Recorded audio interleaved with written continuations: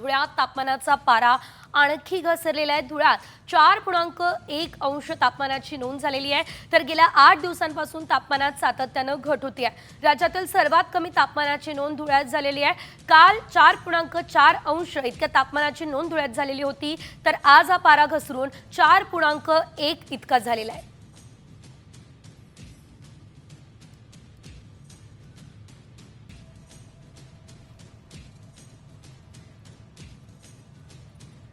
आठ दिवसांपासून धुळ्यात तापमानाचा पारा हा घसरताच बघायला मिळतोय, त्यामुळे नागरिकांना आता शेकोटीचा आधार घ्यावा लागतोय। केवळ सकाळ संध्याकाळच नाही तर दिवसा सुद्धा थंडीचा कडाका हा नागरिकांना सहन करावा लागतोय।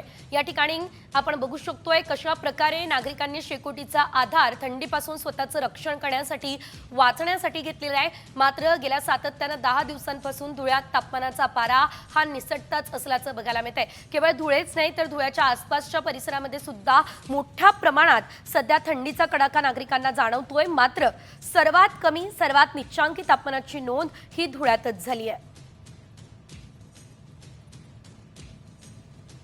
धुळ्यात सध्या आजचं तापमान आपण जर बघितलं तर 4.1 अंश सेल्सिअस इतकं आहे।